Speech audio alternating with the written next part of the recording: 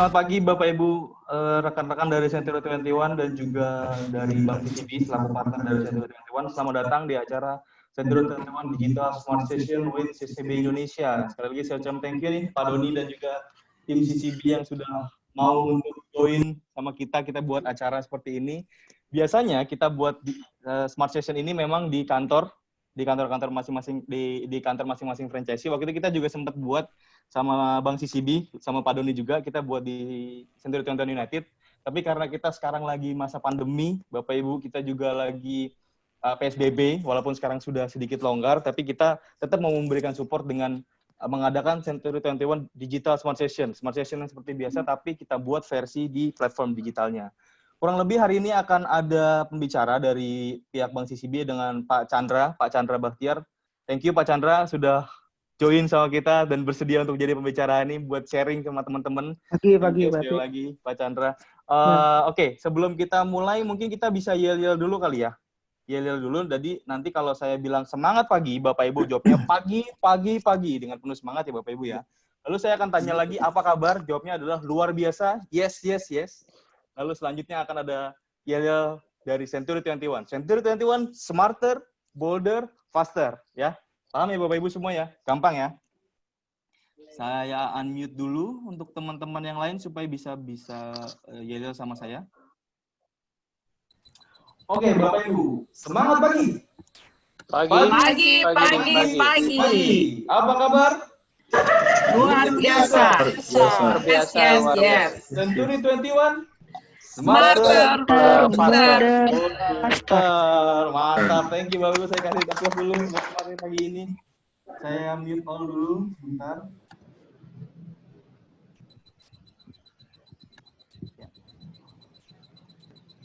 Saya mute all dulu. Ya, oke. Bapak Ibu, sekali lagi selamat datang di Century 21 Digital Smart Session. Kali ini saya akan dibantu oleh rekan saya dari Bank CCB, ada Pak Doni. Nanti kurang lebih sesinya Pak Chandra akan ada 4 bab ya Pak Doni ya. Mungkin nanti teman-teman kalau betul. Nanti ada yang mau bertanya bisa di kolom chat dulu aja. Nanti dari Pak Doninya akan menyampaikan langsung kepada pembicaranya Pak Chandra. Oke Pak Doni, tanpa berlama-lama lagi silakan Pak Doni, saya serahkan sesi ini. Ya baik, selamat pagi, salam semangat untuk semua teman-teman Century 21 di seluruh Indonesia. Jadi pagi hari ini nanti Pak Chandra Bahtiar akan membawakan sesi mengenai mortgage process in the new normal. Jadi harapannya untuk sesi ini nanti Bapak Ibu sekalian bisa mengetahui, memahami bagaimana kondisi untuk new normal sekarang ini, khususnya mengenai proses KPR secara umum. Dan saya juga mau memperkenalkan sedikit di sesi ini, teman-teman dari CCB Indonesia sudah hadir mewakili beberapa kota di sini. Ada teman-teman CCB dari Semarang, lalu teman-teman dari CCB wilayah Tangerang, lalu ada teman-teman dari CCB yang di wilayah Jakarta juga, ada dari Glodok, ada dari Pesanggerahan, dan juga di sini hadir dari regional head CCB dari Jawa Tengah dan dari Jakarta. Dan tanpa berlama-lama lagi, saya akan memulai sesi ini. Sesi ini akan dibawakan oleh Pak Chandra Bahtiar dengan sesi presentasinya. Nanti untuk teman-teman seperti yang Pak Ardi sudah info, jika ada pertanyaan boleh langsung nanyakan di kolom chat. Nanti di setiap akhir bab atau akhir bagian, saya akan compile pertanyaannya, lalu akan saya sampaikan ke Pak Chandra untuk dijawab. Baik, teman-teman, tanpa berlama-lama lagi, Pak Chandra Bahtiar, saya akan kembalikan sesi untuk dibawakan oleh Pak Chandra. Silakan, Pak. Terima kasih Doni, Ardi sama teman-teman yang lain. Itu Makassar juga hadir juga. Oh ya, saya lupa Makassar juga hadir. Sorry. Teman-teman CCB Makassar ya. juga ada. Tadi saya lihat ada Pak Margo, Bu Herlina, ada Pak Simon juga dari Century. Selamat pagi semuanya. Salam kenal dari CCB Indonesia. Saya mulai aja ya bahannya.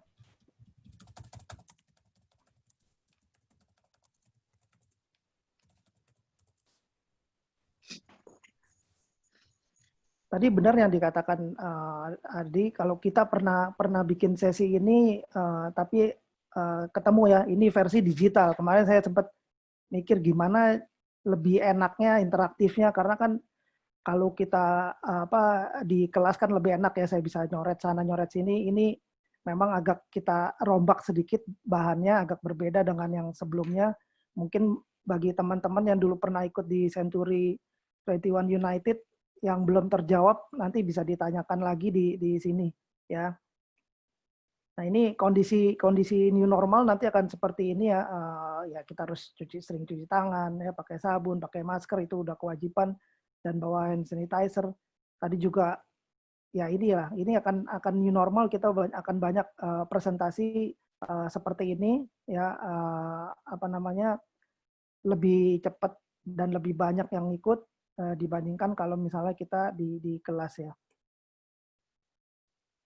Ini memang judulnya kita mortgage process in the new normal, tapi tadi ada beberapa bagian. Saya akan bahas yang normalnya dulu, nanti seperti apa sih proses kredit itu. Nanti juga apa namanya, mungkin dari basicnya sekali itu gimana kalau bank itu akan memberikan kredit khususnya KPR, apa aja sih yang dilihat. Jadi buat teman-teman di property agent apa namanya, bisa ada gambaran, oh orang ini layak untuk kita kasih KPR, atau orang ini lebih baik diarahkan untuk cash ya. Ini sekilas mengenai saya ya. Saya memang udah baru 25 tahun di bank, khususnya saya di mortgage business ya. Saya pernah di Bank Bali ya, mungkin sekarang jadi Bank Permata.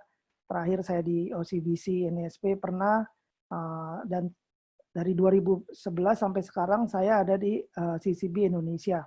Ini sekilas tentang saya. Saya akan mulai aja. Tadi udah dikatakan ada empat bagian. Sorry, ini kok.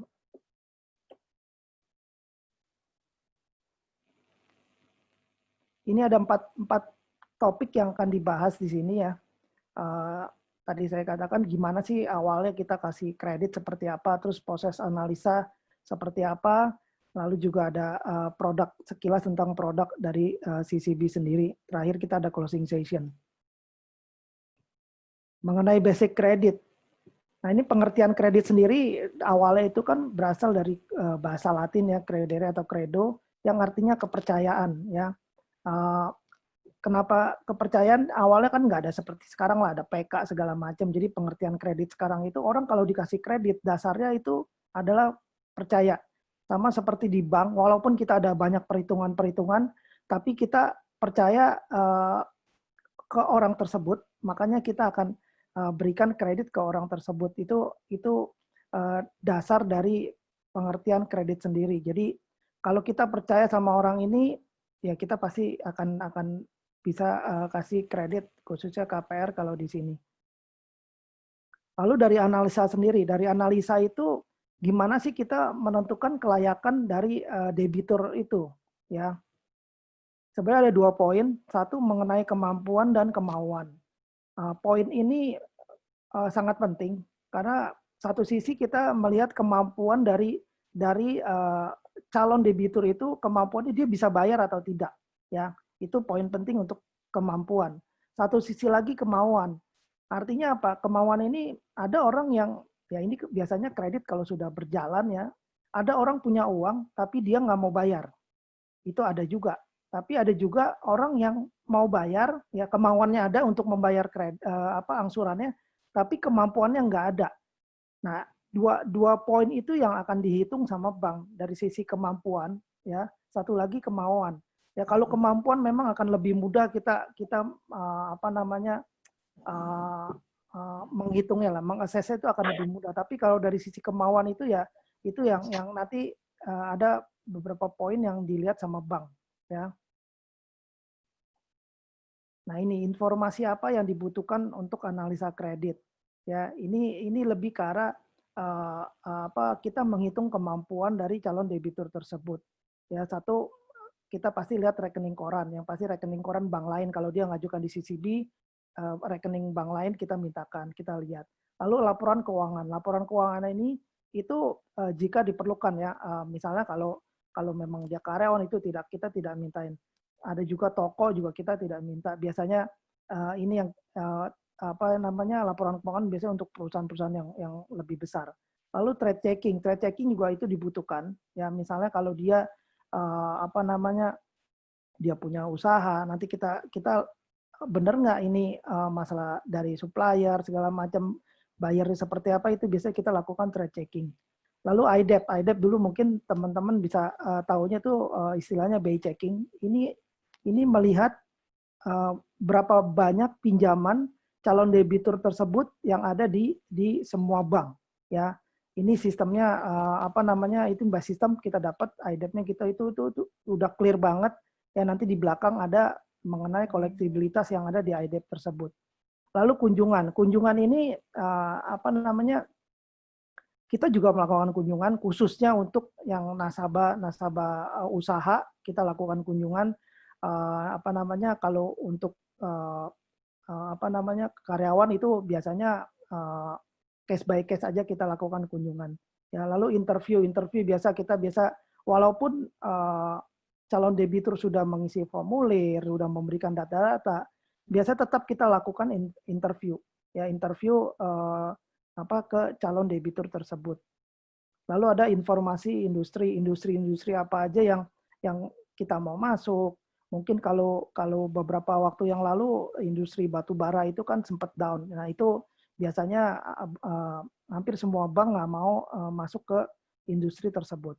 Apalagi zaman sekarang impact dari COVID-19 ini banyak industri-industri yang kena impact-nya. Nah, itu yang dilihat lagi dari proses kredit, ya. Lalu untuk internal apabila dia memang nasabah bank itu sendiri, itu dari rekening koran itu bisa dilihat juga. Lalu di internal kita juga melihat perbandingan dengan debitur usaha yang sejenis. Misalnya ada satu debitur di bank tersebut yang katakanlah toko handphone misalnya, dan di bank tersebut beberapa debitur yang usahanya tersebut toko handphone tersebut bermasalah, biasanya bank itu nggak mau ambil yang debitur dengan usaha sejenis. Itu yang data internal. Lalu data internal bank lainnya itu juga kita bisa lihatin dari apa namanya, misalnya tolakan segala macam, itu bisa kita lihat juga. Itu biasanya informasi eksternal internal yang kita butuhkan untuk analisa kredit. Lalu aspek analisa kredit apa sih? Ada dua ya, satu kualitatif ya, satu lagi kuantitatif ya. Yang kualitatif itu apa aja? Sebenarnya kualitatif itu apa namanya? Kita akan melihat kekuatan dia apa, kelemahan, lalu kesempatan dan ancaman dari calon debitur itu seperti apa ya. Itu meliputi ada beberapa hal ya, eksternal itu faktor ekonomi atau politik ya. Mungkin dulu waktu suhu politik di Indonesia pas pemilihan presiden meningkat itu kan banyak bank itu juga melihat-lihat lagi apa istilahnya nggak jor-joran untuk lempar kredit. Jadi kita lihat lagi. Lalu faktor dinamika permintaan pasar itu seperti apa, itu juga kita lihat juga ya. Mengenai analisa internal itu operasional perusahaan, manajemen perusahaan, siapa sih yang memanage apa namanya perusahaan tersebut, terus operasionalnya seperti apa, apakah sudah masuk ke digital atau masih manual, itu juga apa namanya, itu juga kita lihat, kita analisa ya. Lalu juga ada analisa 5C ya, nanti akan dibahas di berikutnya apa sih analisa dari 5C tersebut ya. Terakhir 3 aspek penting dalam analisa kredit. Ya, ini satu karakter ya. Kalau tadi di halaman pertama saya udah bilang antara kemampuan sama satu lagi kemauan.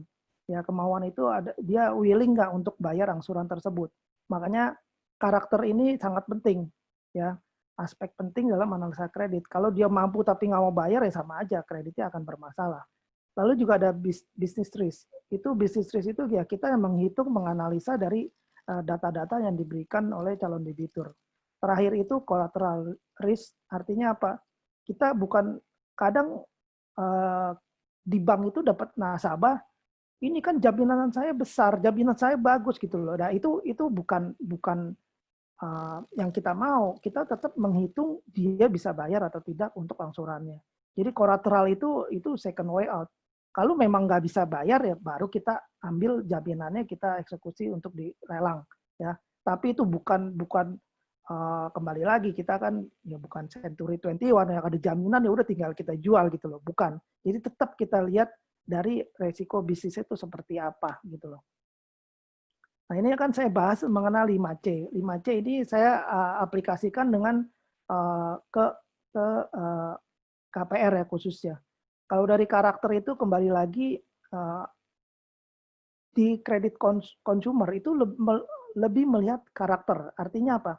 Tadi antara kemampuan dan kemauan dia membayar angsuran. Jadi bukan sekedar angka-angka yang bagus,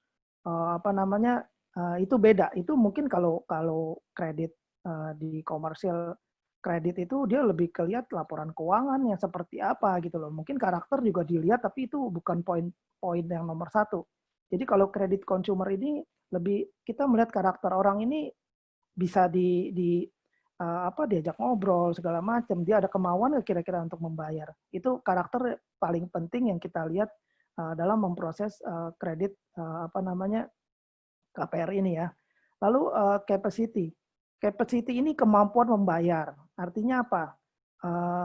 Banyak juga pertanyaan-pertanyaan kalau misalnya saya di DP-nya besar loh, dia bilang. Saya mau KPR, tapi capacity-nya nggak ada. Capacity ini kemampuan bayar di mana kalau KPR itu kan ngangsur tiap bulan.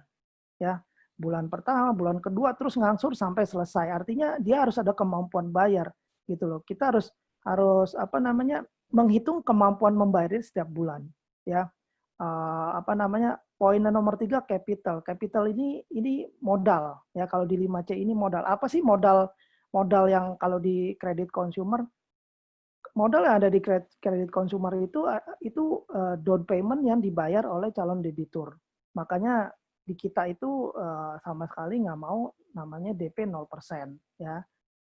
Nanti di belakang ada saya jelasin sebenarnya bisa nggak sih DP 0% dari Bank Indonesia itu ada tabel-tabel yang bisa atau tidak DP 0%. Nah, kalau dari kita itu maunya tetap ada capital, ada DP yang dibayar oleh calon debitur.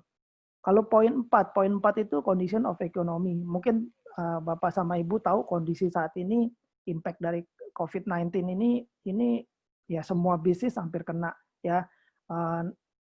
Bukan hanya beberapa bisnis aja, semua kena. Nanti makanya kita akan melihat lagi gimana sih kita memproses KPR yang untuk kondisi di new era ini seperti apa, yaitu poin 4. Lalu poin 5 itu kolateral. Yang pasti kita harus ada jaminan. Ya, jaminan seperti apa nanti kita akan bahas lagi di belakang.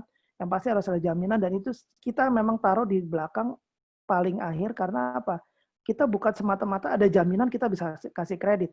Ya, itu nggak semata-mata seperti itu. Walaupun Pak ini jaminannya besar segala macam, tetap kita harus menghitung dari kemampuan dia bayar, dia ada bayar DP atau tidak, itu kita akan lihat lagi. Ini kurang lebih panduan kita akan memberikan kredit itu seperti apa ya, ini 5C ini. Jadi buat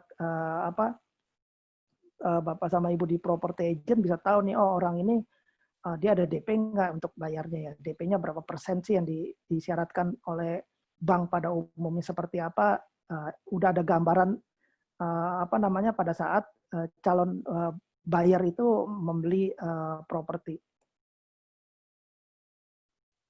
Nah, ini analisa kuantitatif. Ini juga kita lihat biasanya tampak di laporan keuangan debitur. Itu past performance-nya seperti apa, present condition-nya seperti apa, ya future-nya seperti apa, itu kebutuhannya seperti apa, itu biasanya terlihat di laporan keuangan ya. Apalagi kondisi saat ini gampang sekali ngelihatnya nih ya. Kita lihat laporan keuangan sebelum COVID-19 sama sesudah itu terasa banget perbedaannya itu akan lebih gampang ya. Kadang ada juga kemarin saya sempat diskusi sama salah satu cabang, sektornya itu udah pasti kena impact ya. Itu udah pasti karena ada beberapa poin yang memang di stated itu kena impact. Tapi kenapa rekeningnya masih bagus banget gitu loh. Nah, itu juga menjadi tanda tanya di kita gitu loh. Ya, kembali lagi angka yang besar itu bukan menjadi jaminan bank itu memberikan menyetujui kreditnya. Jadi, ini rekeningnya bagus, tapi kita lihat loh, ini kan bisnisnya sebenarnya secara secara nasional ini kena impact, kenapa rekeningnya bagus ya. Memang kita bisa gali lebih lanjut lagi penyebabnya, tapi kalau kita hitung dari hasil dari bisnis itu, saya rasa itu nggak mungkin gitu loh, ya. Nah ini collectibility, ini banyak yang ditanyakan oleh teman-teman di agent.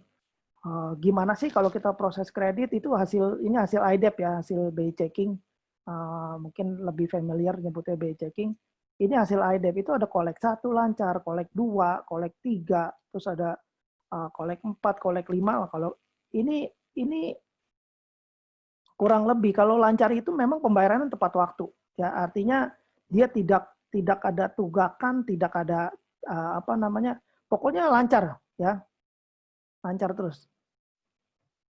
Nah, kolek 2 telat sehari aja itu bisa masuk ke kolek 2 ya. Jadi bukan berarti kan saya cuma telat sehari, tapi di laporan kalau laporan akhir bulan yang kita laporkan ke BI itu pasti itu kita masukin ke kolek 2 gitu loh ya. Lalu juga ini kolek 3 ini mah udah parah ya tunggakannya lalu diragukan. Nah, ini yang macet juga itu pasti 3 poin terakhir itu pasti udah nggak bisa lah ya. Nanti di belakang kita bisa bahas lagi kolektibilitas apa sih yang bisa kita proses di bank itu seperti apa. Nah, ini kurang lebih kolektibilitas kredit hasil dari BI checking. Ini yang biasanya langsung kita lihat di awal ya. Kalau kolek 3-4 ya pasti udah kita langsung reject lah ya. Macam-macam juga kalau misalnya kolek 5 annual fee kartu kredit itu juga biasanya teman-teman agent itu diskusinya sama orang bank juga. Ini gimana sih kolek 5? Tapi kolek 5-nya annual fee misalnya. Ya kita lihat lagi apakah benar itu annual fee atau bukan, nanti kita bisa lihat. Ya karena datanya itu lumayan detail dari IDEP itu. Ya. Lalu kita masuk ke produk, nanti buat teman-teman Bapak sama Ibu kalau ada pertanyaan bisa di kolom chat ya. Ini saya lanjutin dulu per bagian. Dari sisi produk mortgage itu pada umumnya dibagi ada primary, secondary, ada konstruksi, renovasi. Konstruksi renovasi ini bukan untuk bangun gedung atau segala macam ya. Biasanya saya udah beli tanah di perumahan, saya mau bangun rumah, yaitu konstruksinya, atau renovasi rumah saya udah 5 atau 10 tahun saya mau renov, itu bisa dari kredit renovasi yang diberikan. Lalu ada tanah, ya tanah ini biasanya bank-bank itu bekerja sama dengan dengan developer. Ya, kalau multiguna ini ada beberapa bank itu menggunakan istilah refinancing. Ya, istilah refinancing artinya kalau multiguna ini asetnya udah milik kita, tidak dijaminkan, saya mau menjaminkan di bank. Itu istilahnya biasanya di beberapa bank itu refinancing. Sekarang kalau fasilitas KPR, mortgage atau kredit konsumsi ya, ini juga banyak kita kalau keliling di property agent, karena property agent itu jualnya bayarnya itu terserah, siapapun bisa jadi buyer, yang penting propertinya laku gitu loh. Nah kalau masuk ke kredit konsumsi atau KPR itu calon debiturnya itu harus perorangan ya, tidak bisa atas nama PT ya. Jadi itu harus perorangan. Produknya seperti tadi pada umumnya ada KPR, rumah, ruko, apartemen, primary, secondary, lalu juga konstruksi, renovasi tanah atau refinancing atau multiguna ya. Tadi saya udah katakan kalau misalnya tanah itu harus ada kerjasama dengan bank. Ya, kenapa harus ada kerjasama dengan bank? Karena kalau tanah di developer itu biasanya tidak bisa dilakukan akte jual beli, makanya kita harus ada kerjasama dengan developer tersebut. Ini kurang lebih karakteristik dari produk-produk kredit konsumsi. Nah ini apa sih bedanya primary sama secondary? Kalau primary itu kita beli baru dari developer dan harus ada MOU dengan developer. Fasilitas yang kami sudah bangun. Ya, kita harus ada MOU sama developer. nilai jaminan kita bisa memakai price list, ya. Kita bisa memakai price list. Lalu kondisinya inden atau ready stock. Sertifikatnya pecah atau induk itu kita bisa, tapi harus ada kerjasama dengan developer tersebut, ya. Rata-rata kita kalau kerjasama developer ini kita memakai price list dari developer. Price list ini biasanya itu benar-benar net, jadi nggak bisa di price list harganya katakan 2 miliar, tapi ada diskon 5%, nah itu kita potong diskon dulu, itu yang dipakai. Ya. Lalu bedanya sama secondary apa? Kalau secondary ini properti tangan kedua, ya. Kondisi properti sudah jadi, sertifikat harus pecah dan harus dilakukan taksasi atas jaminan tersebut. Ya. Banyak juga pertanyaan, Pak, ini ada rumah baru, sertifikat sudah pecah, lalu juga sertifikat pecah, udah jadi, tetap itu masuk ke, walaupun baru itu masuk ke secondary market, bukan ke primary. Kembali lagi, kalau primary patokannya itu kita bisa pakai price list, bisa inden, bisa induk. Jadi walaupun ini baru tapi nggak ada kerjasama, ya tetap kita masukkan ke secondary market. Gitu loh. Lalu tipe bangunan yang biasanya untuk kredit konsumsi ini seperti apa sih yang diterima oleh bank pada umumnya? Satu, rumah, ruko, sama apartemen, ya. Ini tiga jenis bangunan, 3 jenis properti yang kita terima, ya, yang untuk kredit konsumsi. Bukan berarti, Pak, kemarin ada kios bank itu bisa, Pak, ada gudang bisa, itu masuknya kategorinya bukan kredit konsumsi, ya. Itu biasanya masuk ke kredit komersial atau kredit investasi atau modal kerja lah. Jadi itu beda, ya, beda. Yang kredit konsumsi pada umumnya diterima oleh bank itu rumah, ruko, sama apartemen. Lalu tipe sertifikat, ya, tipe sertifikat itu jenis-jenisnya ada beberapa macam, ya, ada sekitar 5 macam, 5 jenis. Ada hak milik, hak guna bangunan, hak guna usaha, ada hak pakai, hak sewa. Saya nggak jelasin semuanya seperti apa. Ini yang biasanya diterima oleh bank, ya. Tapi dari tiga yang saya sebutkan ini nggak semuanya diterima oleh bank. Kenapa? Nanti saya jelasin satu persatu. Kalau hak milik mungkin Bapak sama Ibu udah tahu, itu tidak perlu perpanjangan sertifikat, ya. Yang pasti itu harus atas nama perorangan, ya.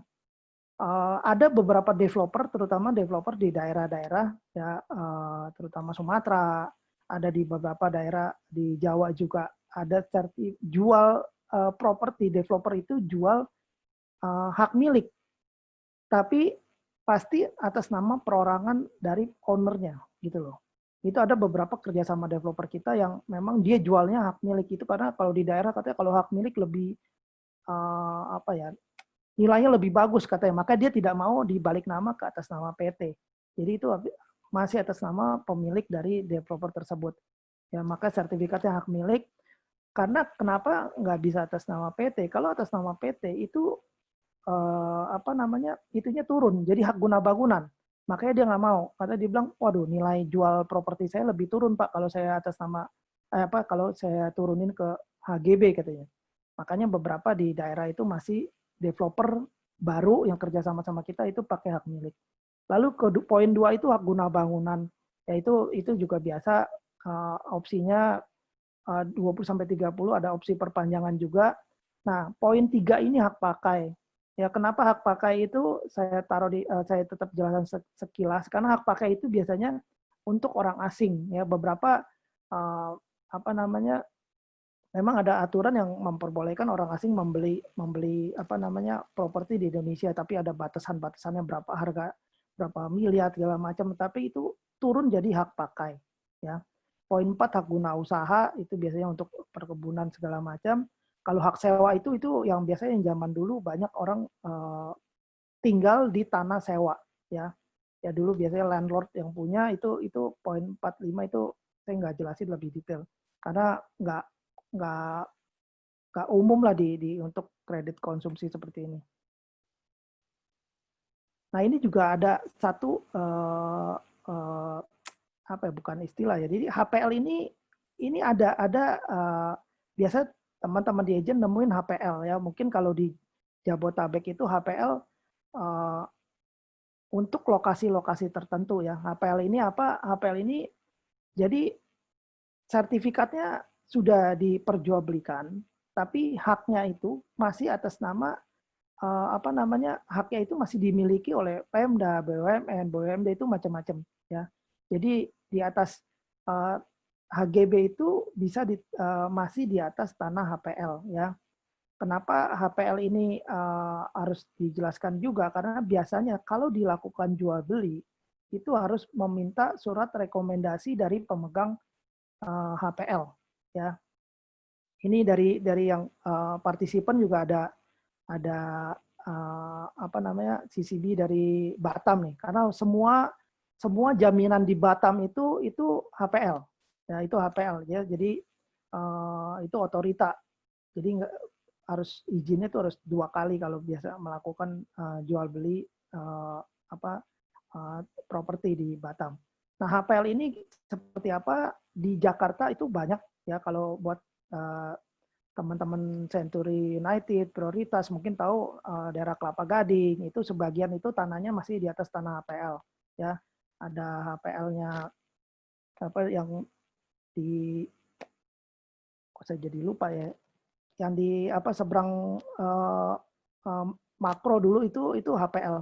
Lalu juga di Kemayoran itu banyak tanah HPL ya, HPL Perumnas itu banyak sekali. Di Jakarta Selatan pun ada HPL Mabes Polri segala macam, itu banyak sekali tanah-tanah HPL. Di Tanjung Priok pun itu rata-rata itu HPL-nya Pelindo. Itu tanah HPL. Sebenarnya itu sah apa enggak ya, sama aja seperti biasa, bisa di perjualbelikan, tapi tetap kita harus minta surat rekomendasi dari pemegang HPL tersebut itu. Lalu juga daerah Pluit juga itu HPL ya.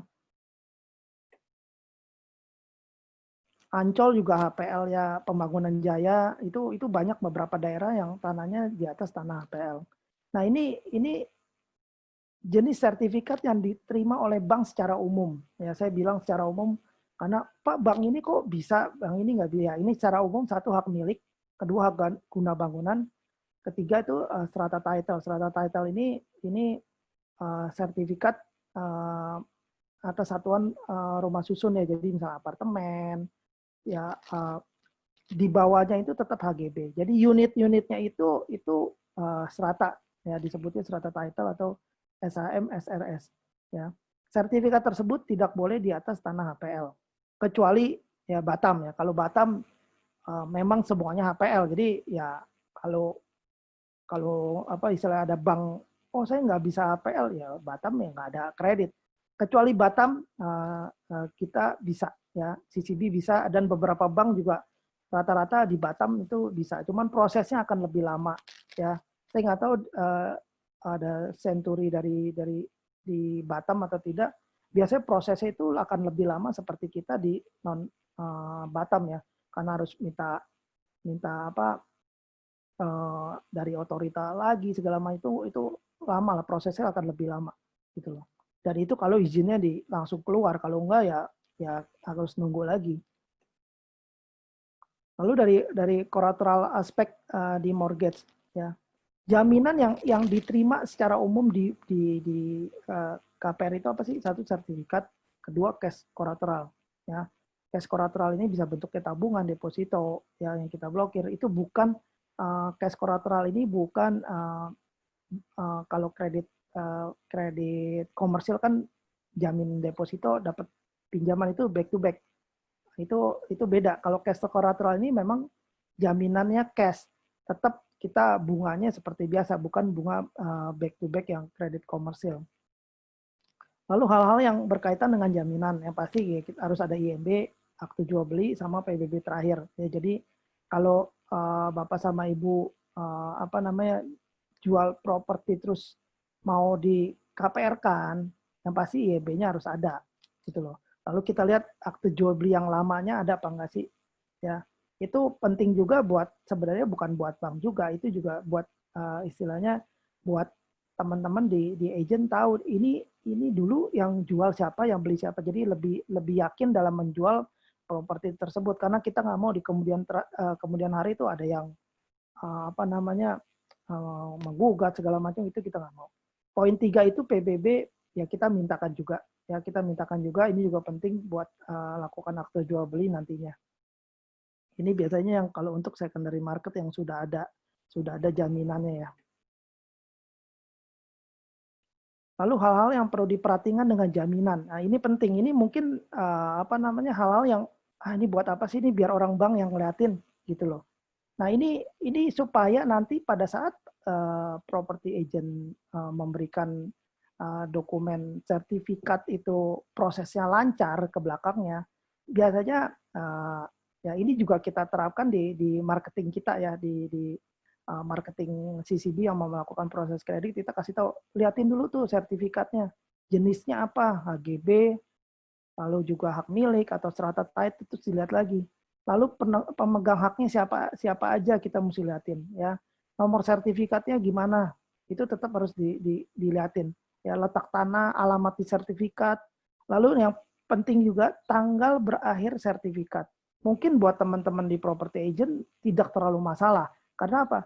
Setelah jual beli ya itu kan pindah tangan, dia mau tingkatkan, dia mau apa itu apa urusan belakang. Tapi buat di bank, pada saat kita proses, misalnya apa namanya 2 tahun lagi berakhir HGB-nya, sedangkan dia proses kredit jangka waktunya 10 tahun. Nah itu kan jadi bermasalah di proses kita ya juga, harus ada apa namanya yang kita mintakan lagi. Nah itu mesti dilihat lagi.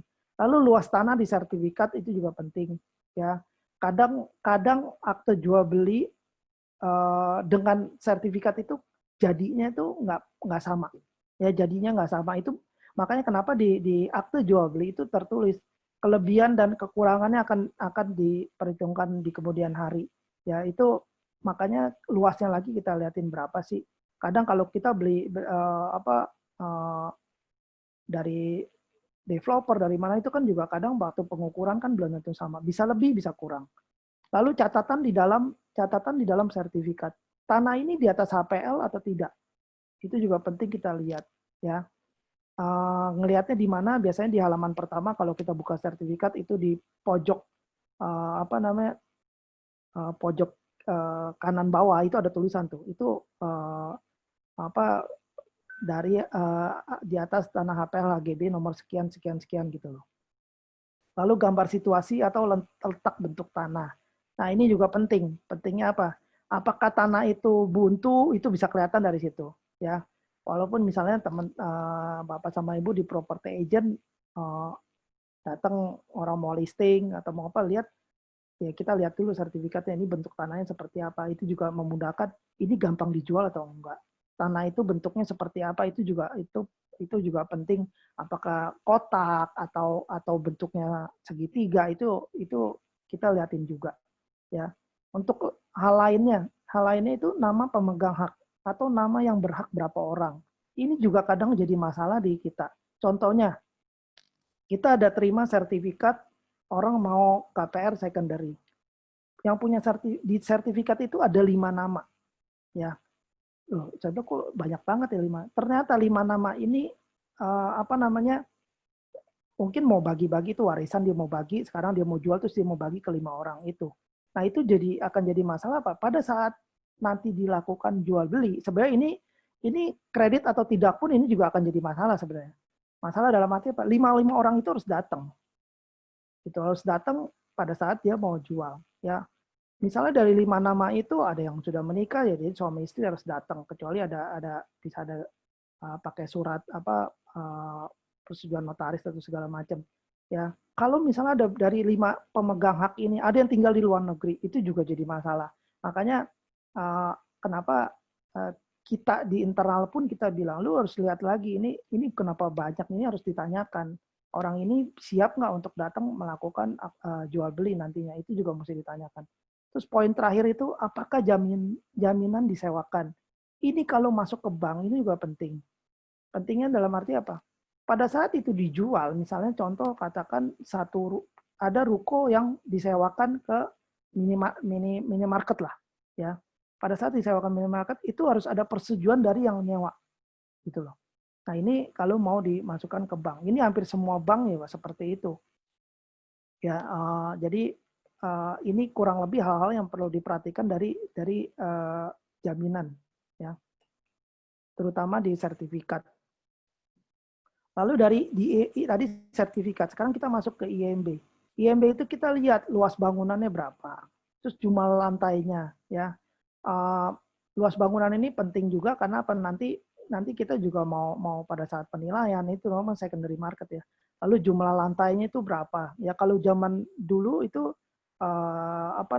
di Jakarta itu kalau rumah itu nggak boleh 3 lantai, ya 2 lantai. Makanya banyak daerah-daerah di Jakarta Barat itu biasanya dia modelnya split level. Di jaminan itu, di IMB itu dia bilangnya 2 lantai, sisanya basement. Tapi kalau kita lihat di kenyataannya itu 3 lantai. Dia bikin desainnya itu split level. Ya itu dulu ya. Makanya kita lihat lagi jumlah lantainya berapa sih sebenarnya di IMB. Lalu peruntukan bangunan. Peruntukan bangunan ini bangunan ini untuk apa? Ya, apakah memang untuk rumah tinggal atau untuk kantor, kita lihat lagi di IMB tersebut. Makanya kita bisa proses atau tidak di kredit konsumsi. Lalu catatan di IMB, ini bisa berbeda di daerah masing-masing. Kadang di IMB itu ada catatan-catatan yang dikeluarkan oleh Pemda setempat, ya. Banyak catatan saya pernah nemuin, nggak tahu sekarang apakah masih berlaku atau tidak, karena itu biasanya nggak secara nasional ya, ada yang per daerah lah.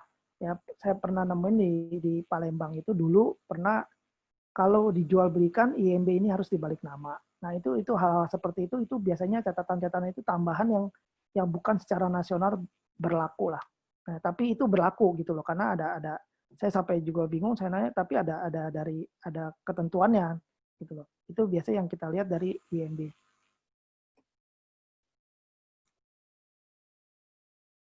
Sorry sebentar. Nah, ini faktor pengurang dalam penilaian jaminan antara lain ya. Posisi jaminan, ya, lebar jalan, ya, lalu tusuk sate, tanah helikopter, ini juga faktor pengurang dari penilaian jaminan.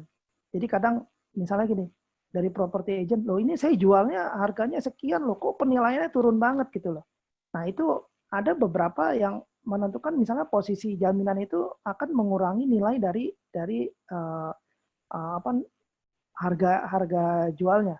Lalu situasi lingkungan, ya, apakah dekat dengan rumah ibadah, tegangan tinggi, pemakanan umum, itu juga akan mengurangi nilai gitu loh. Jadi kita lihat juga situasinya seperti apa dari jaminan akan dijaminkan. Lalu luas bangunan, biasanya ya hampir terutama di orang yang tinggal di komplek perumahan, ya, IMB itu tidak sesuai dengan luas bangunan secara fisik. Ya kadang misalnya tampak luarnya itu sama, di belakang ada hal sisa tanah, dia bangun lagi misalnya. Dia bangun lagi itu kan nggak bikin IMB. Tapi pada saat dia mau kredit di bank, mau dijual, itu kan menambah nilai. Nah itu biasanya kita tidak. Itu agak beda. Makanya kita biasanya ada catatan antara IMB sama fisik itu seperti apa. Biasanya ada catatan di laporan penilaian agunan kita. Gitu loh. Itu juga bisa sebagai faktor pengurang. Nah ini secara legal sebenarnya kalau mortgage seperti apa, kita bedakan antara primary sama secondary. Kalau primary itu harus developer kanan, ya. Sorry, ini yang KPR secondary ini tidak bisa induk ya, sorry. KPR primary itu harus bisa certificate atau pecahan, ya. Kalau secondary ini pecahan. Kalau yang primary itu harus bisa PPJB dan AJB. Yang kanan itu harus akte jual beli, yaitu perjanjian kredit biasa, ya, akta kuasa pengoperan hak itu karena sertifikatnya biasanya belum jadi, ya masih induk, itu kita karena ada kerjasama, jadi makanya kita bisa KPR. Kalau yang secondary itu SKMAT dan APHT, ya. Lalu kalau yang masalah IMB itu bisa induk legalisir, bisa IMB per unit. Gitu. Nah, kalau balik nama sertifikat, biasanya ke atas nama debitur, istri atau suami debitur, keluarga terdekat itu garis keturunan ke bawah. Ini rata-rata bank itu dari sisi legalnya itu seperti ini. Nah, kita masuk ke pricing, ya, dari interest rate, terus biayanya seperti apa, lalu penaltinya seperti apa. Nah, ini dari interest rate. Itu ada beberapa jenis interest rate ya, yang istilah-istilah misalnya efektif, lalu juga ada flat, lalu ada fixed, ya, ada floating. Itu apa sih? Maksudnya apa? Nanti di belakang ada penjelasan apa sih bedanya efektif, flat, fixed sama floating, ya. Kalau efektif itu biasa dipakai di kredit KPR, ya tadi ada, pokoknya mortgage itu kebanyakan pakai efektif. Kalau flat itu KKB, misalnya kredit mobil, lalu KTA itu biasanya menggunakan flat, ya. Bedanya apa sebenarnya? Hampir bedanya itu cuma efektif itu 1,8 kalinya dari flat. Ya sebenarnya sama aja, cuma cara menghitungnya aja yang agak beda, ya. Lalu fix itu bunganya tidak berubah, ya. Sesuai dengan kebijakan bank, ada yang 2 tahun, ada 3 tahun, ada yang 5 tahun, itu fix. Floating itu fluktuatif, ya. Fluktuatif itu sesuai dengan kondisi pasar, ya. Tapi juga bukan berarti floating rate ini fluktuatifnya seperti kita di forex, ya, di falas valuta asing, itu floatingnya kan cepat sekali kan. Kalau ini enggak, ini biasanya lihat bank itu melihat kondisi pasar seperti apa, kebijakan bank sendiri itu yang menentukan floating rate-nya itu berapa sih sebenarnya. Lalu juga ada 2 istilah lagi yang mengenai interest rate ini, ya. Itu ada in advance, ya. Jadi in advance itu pembayarannya di muka. Saya angkat kredit hari ini, langsung saya bayar angsuran pertama. Itu biasanya kalau kredit mobil. Lalu juga ada in arrear. In arrear ini pembayarannya 1 bulan kemudian setelah angkat kredit. Ini mungkin lebih detailnya, saya kasih contoh, kalau orang ambil KPR 2 tahun, ya, misalnya tanggal 10 Juni itu saya akad kredit, ya, saya bayar angsuran pertama itu tanggal 1 bulan kemudiannya. Itu saya bayar angsuran 1 bulan kemudiannya, ya. Ini contoh yang fix 2 tahun. Nah, itu fix rate-nya itu selama 2 tahun. Jadi 20 ke 21, 21 ke 22. Nanti setelah itu baru floating rate, ya. Itu baru floating rate, bunganya di angsuran ke 25. Nah, ini ada biaya akad kredit. Biaya akad kredit itu dibayar pada saat akad kredit, ya. Nah, ini yang kalau KPR ini yang disebut itu adalah in arrear. Jadi bayar angsuran itu 1 bulan kemudian. Jadi pada saat akad kredit, ya, nasabah cuma bayar biaya doang, itu aja. Itu yang biasa kita di KPR. Ini contoh bunga KPR, ya, efektif, contoh bunga efektif seperti ini, ya, ada fix 2 tahun, ada fix 3 tahun, ada yang fix 5 tahun. Nah, ini kalau program. Ya, kalau program itu mungkin Bapak sama Ibu kok saya lihat bunganya itu segitu ya. Nah, itu biasanya karena program, bukan memang dari bank itu. Biasanya kita ada program dengan developer, makanya kita kasih ini contohnya, kita ada program sama Citra Raya sama Citra Senturaya, ya, ini bunganya sekian, ya. Itu karena kita ada kerjasama dengan developer. Nah, ini contoh suku bunga KKB dan KTA. Ini flat, ya. Jadi jangan lihat angka, oh ini kecil ya. Ya memang kecil, karena itu kembali lagi. Ya kalau efektif itu 1,8 kalinya flat. Ini saya coba kasih contoh. Ini saya ambil KKB yang 3,08 itu 3,68 itu ya per annum, itu dikali 1,8 kurang lebih ya. Itu bunganya 5,5%, ya. Kalau KTA 0,88, saya ambil contoh yang di sebelah kanan bawah, ya, 0,88 per bulan. Ingat, itu per bulan, bukan per tahun. Harus dikali dikali 12 dulu, baru dikali 1,8, kurang lebih 19%. Kenapa KTA lebih besar ya? Karena kan tidak ada jaminan, gitu loh. Itu kurang lebih contoh-contoh bedanya fix, floating, lalu efektif, flat, in error, in advance itu seperti apa? Ya, kalau tadi yang KKB itu biayanya biasanya dibayar pada saat akad kredit langsung bayar angsuran pertama. Ini saya kasih contoh schedule angsuran dari pinjaman, ya. Ini schedule angsuran. Jadi saya cuma mau kasih gambaran angsuran yang dibayar setiap bulan, ya. Itu dibagi dua, ada pokok, ada interest, ya.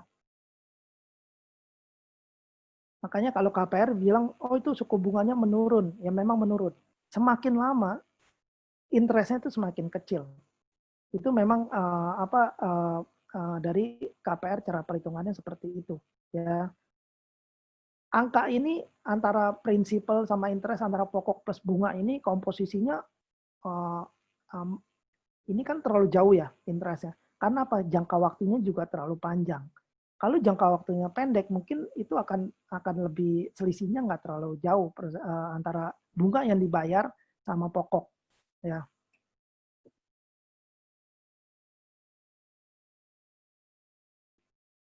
Ini mengenai biaya, ya.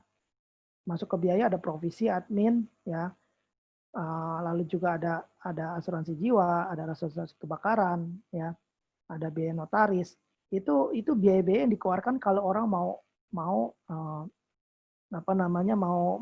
kredit di bank. Itu dibayar hanya satu kali, ya, satu kali sekaligus pada saat akad kredit. Jadi mau berapa tahun, pokoknya itu bayar cuma sekali aja di depan, ya. Kalau asuransi jiwa itu sesuai plafon kredit, ya, selama jangka waktu kredit. Asuransi kebakaran sebesar nilai bangunan, tapi kalau apartemen kita nggak mintakan. Ya, ini kurang lebih biayanya nanti biar orang bank aja yang ngitungin, tapi kalau buat gambaran Bapak sama Ibu, itu biayanya kurang lebih 4-5%. Bedanya di mana itu biasanya di asuransi jiwa, ya, itu biasanya agak beda, karena tergantung umur juga, tergantung plafon, tergantung jangka waktu kredit yang diambil oleh calon debitur. Nah, ini kesimpulannya, biaya akad kredit semakin mahal apabila plafon lebih besar. Udah pasti, kalau plafon lebih besar yang naik apa? Provisi naik. Lalu juga biaya admin bisa naik, ya, bayarnya bisa lebih besar. Lalu asuransi jiwa juga pasti lebih mahal. Ya, kalau kebakaran kembali lagi tadi dihitung nilai bangunan aja. Ya, ini plafon. Lalu jangka waktu kredit lebih panjang, udah pasti lebih mahal juga biayanya. Karena apa? Asuransi jiwa itu pasti lebih mahal. Ya, lalu asuransi kebakaran, ya kalau dia rumah pasti lebih mahal. Terakhir itu usia calon debitur lebih tua. Kalau kayak saya KPR sekarang, ya itu pasti biaya akad kreditnya lebih mahal gitu loh. Ya, tapi kalau yang misalnya masih muda-muda di bawah 30 atau 30-an itu relatif lebih murah untuk biayanya. Ini saya kasih gambaran aja. Saya kasih gambaran angsuran, perbedaan angsuran, ya, 5, 10, 15 sampai 20.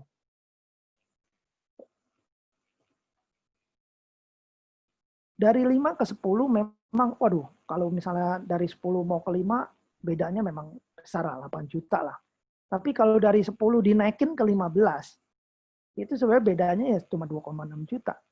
Ya, jadi kalau misalnya dari 15 tahun, kadang saya juga bingung kenapa sekarang orang mau kredit itu panjang sekali gitu loh. Karena ada sampai 18 tahun, 20 tahun gitu loh. Sebenarnya bedanya itu tidak terlalu signifikan kalau menurut saya. Ya, kenapa ini saya harus tampilkan? Karena apa? Nanti biayanya akan lebih besar, gitu loh. Biayanya akan lebih besar, tapi dari sisi angsuran itu nggak terlalu besar, antara 15 ke 20 tahun. Dan ingat tadi, semakin panjang jangka waktu, ya, bunga yang dibayar oleh calon debitur itu akan lebih banyak, ya, akan lebih banyak. Jadi semakin panjang bunga yang dibayar itu akan lebih banyak.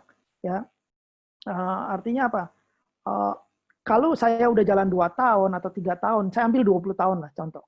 saya jalan 2-3 tahun, misalnya saya mau lunasin, itu pokoknya tuh kurangnya sedikit sekali. Sedikit sekali. Padahal kita udah bayarnya tuh berapa banyak itu selama 2 tahun itu. Ya makanya kenapa kalau saya biasanya pada saat saya jadi marketing dulu, saya selalu menyarankan di bawah 15 tahun. 15 tahun pun kalau menurut saya itu 2 tahun jalan paling turun 5% atau berapa, kita bisa hitung kok. Gitu. Jadi sebaiknya jangan panjang-panjang gitu loh. Jangan panjang-panjang. Tapi kalau konsumen sudah kita jelaskan dia tetap mau panjang, ya itu kan pilihan ya. Kita tidak bisa memaksakan, itu pilihan lah. Gitu loh. Penalti. Nah, saya bicara penalti ini kembali lagi, penalti itu macam-macam ya. Ada penalti pelunasan sebelum masa fix berakhir, itu pasti ada penalti ya. Penalti pelunasan sampai dengan pinjaman berakhir, itu juga ada. Itu juga ada ya. Lalu pelunasan sebagian pinjaman penalti itu ada. Penalti pelunasan seluruh pinjaman itu juga ada juga, misalnya dia melunasi seluruhnya itu ada kena. Itu model-model dari penalti yang diberikan. Ini saya kasih contoh. Ya, saya kasih contoh offering letter. Ini dari beberapa bank ya, dari beberapa bank ya. Ini contohnya ya, kalau yang ini contohnya dia ngambil fixnya 5 tahun ya. Fixnya 5 tahun, ini dikenakan penalti ya. Kalau kreditnya sebelum 84 bulan. Ya, jadi itu kena penalti, tapi setelah 7 tahun itu tidak dikenakan penalti ya. Ini contoh. Biasanya kalau sebelumnya, jadi tadi penalti sebelum masa fix berakhir plus berapa tahun itu dikenakan 3%. Ya. Ini ada contoh juga, pelunasan sebagian dipercepat. Ya. Ini ada dari beberapa bank ya, bukan satu bank aja ya. Pada masa fix plus 3 sebesar 3%. Ya, itu plus 3. Nah, plusnya ini macam-macam, ada yang plus 2, plus 3, ada yang plus 1. Itu semua bank beda-beda ya. Pada saat setelah masa fix plus 3 itu dikenakan 2%. Jadi angka ini bisa beda-beda ya, bisa nggak semuanya tuh angka ini semuanya semua bank sama. Jadi kembali lagi harus dilihat lebih jeli lagi buat teman-teman property agent, karena kan teman-teman property agent yang menawarkan bank mana yang dipakai kliennya. Jangan sampai ini salah kasih informasi. Nanti kan kita sebagai agent juga, wah, lu kenapa nggak kasih tahu dulu ini ternyata kayak seperti ini gitu loh. Ya. Ini ada contoh lagi 3% ya. Sebagian adalah seluruhnya. Ini contoh lain lagi. Wah, ini juga agak bukan ribet ya. Ini terlalu banyak aturannya. Kadang-kadang kita sebagai konsumen juga harus ngeliatin ini maksudnya apa ya? Jika pelunasan di bawah 25%, segala macam, itu banyak aturan-aturan mainnya. Nah, ini makanya kita buat konsumen kita. Itu kurang lebih di pokok pembahasan pertama sudah selesai. Ada pertanyaan? Ya Pak, ada pertanyaan Pak dari Pak William dari Century 21 Platinum Semarang. Ada 2 pertanyaan Pak. Yang pertama itu jika ukuran tanah di sertifikat dan di PBB ataupun di lokasi berbeda, apakah terkendala dalam proses approval? Ada solusinya? Lalu yang kedua, mula perhitungan... Satu dulu ya. Oh ya, oke.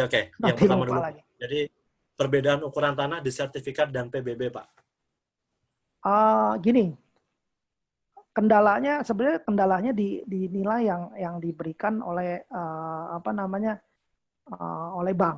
Kendalanya di situ aja. Jadi tadinya misalnya kalau dikatakan jualnya bisa 1 miliar karena ada bedanya cukup signifikan, itu biasanya nilainya jadi rendah.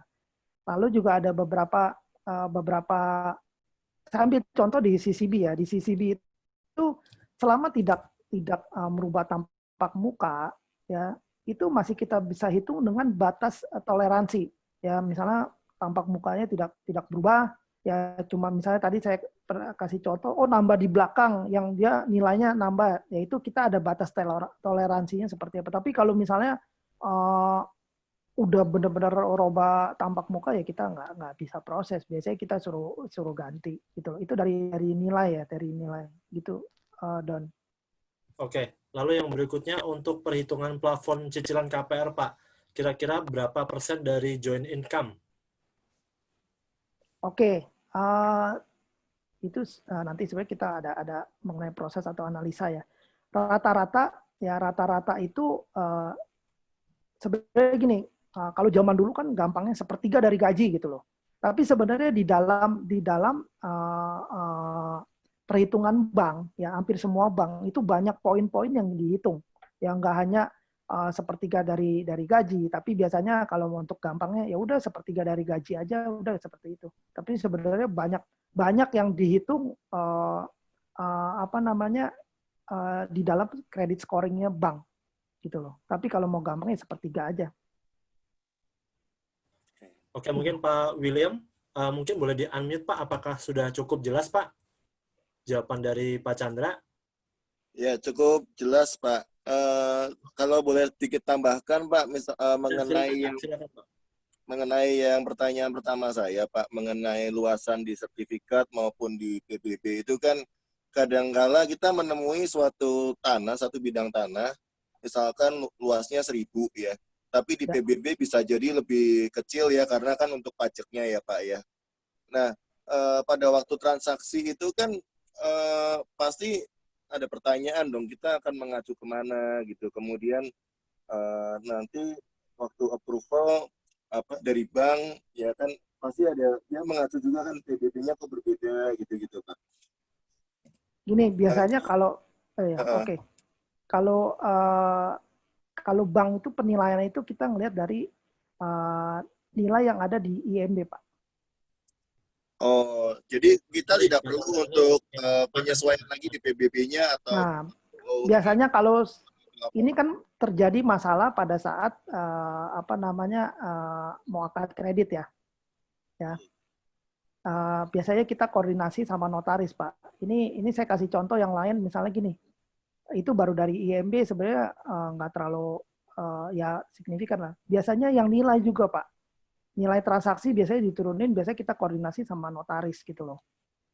Yang nilai transaksi yang sebenarnya dengan transaksi yang ditulis itu biasanya juga kita koordinasi sama notaris. Nah kita di bank itu biasanya memang memakai yang memang benar-benar transaksi yang sebenarnya, bukan kita turun-turunin Pak gitu.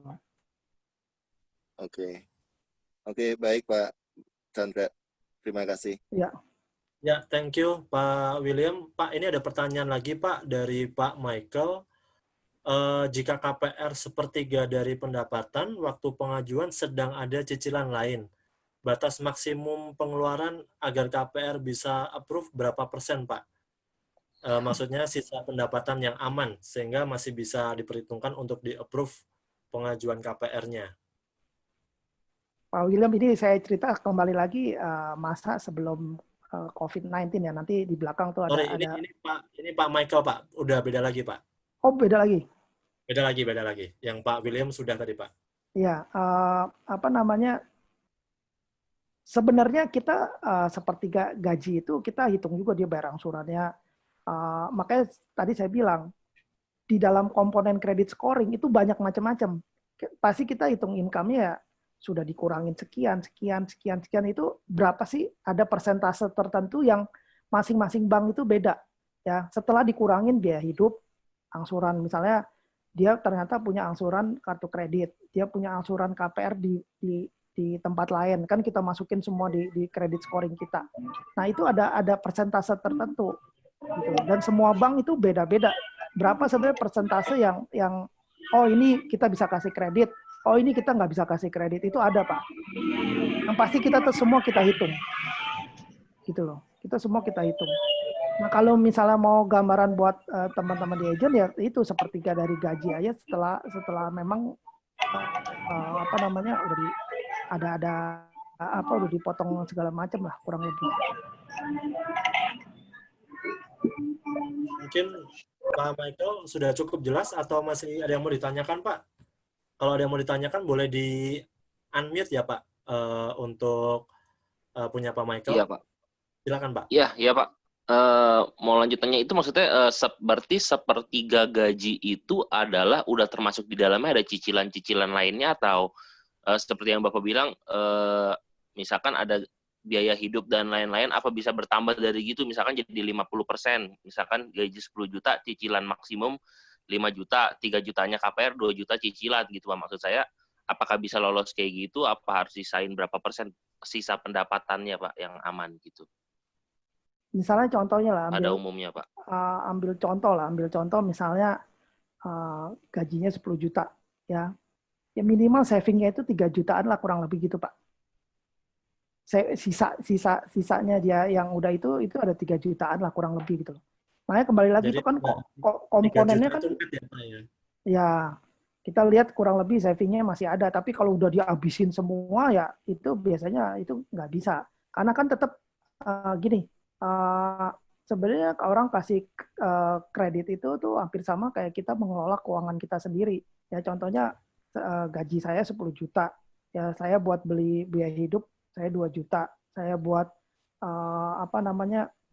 untuk cicilan sekian juta sekian. Nah saya hitung nih saving saya tuh ada berapa. Jadi saya nggak bisa habisin semua dari saving saya, kurang lebih ya sepertiga itulah Pak, gitu loh. Karena ya, banyak komponen yang harus kita hitung juga, Pak. Gitu. Pak Michael jadi dari mana, kurang Pak? lebih kalau saya lihat 7 seri Century 21 Mediterania di Pantai Nakapuk, Pak. Oh, oke. Gimana, Pak? Jadi kurang lebih berarti 70% yang bisa dipakai komposisinya atau 50 KPR, 20% cicilan, ya, 30% KPR, 40% cicilan itu nggak masalah. Yang penting Iya, kurang lebih. Jadi ada saving kurang lebih 30% gitu ya, Pak ya. Kurang lebih Pak ya, karena balik lagi setiap bank itu kan, karena di credit scoring itu tuh macam-macam isinya Pak, gitu loh. Jadi bukan berarti ini ternyata dia sisa. Pak. Oke, misalnya contohnya nih dia ada sisanya 50%, tapi kok kita tolak karena ada banyak komponen lain yang menentukan orang ini diterima atau enggak gitu loh. Kurang lebih seperti itu. Ada lagi, Don? Oke, Pak. Untuk pertanyaan mungkin sementara itu dulu. Bapak bisa lanjutin untuk yang bagian berikutnya, Pak. Nanti kita akan tunggu pertanyaan di chat box lagi ya. Nanti kita akan open di akhir bagian lagi. Silakan, Pak. Mungkin bisa dilanjut, Pak Chandra.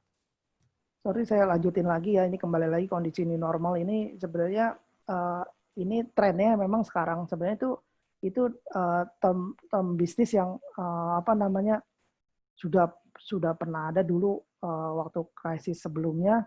Jadi apa sih new normal itu di COVID-19 pandemic ini ya kondisi di mana orang harus jaga jarak lah segala macam, orang jarang keluar rumah. Nah ini kondisi new normal. Jadi proses KPR pasti kena impact dari proses new normal ini ya. Mungkin banyak dari teman-teman agent PSBB segala macam itu yang akan menghambat dari proses jual beli juga gitu loh. Nah ini saya cerita dulu sebelum new normal. Kalau sebelum new normal biasa pembeli atau calon debitur ketemu agent, lalu kalau udah fix bayar booking fee atau uang tanda jadi UTJ-nya udah masuk, langsung lari ke bank. Nanti bank yang akan proses, bank itu akan proses, dia berkomunikasi dengan property agent dan calon debitur juga ya.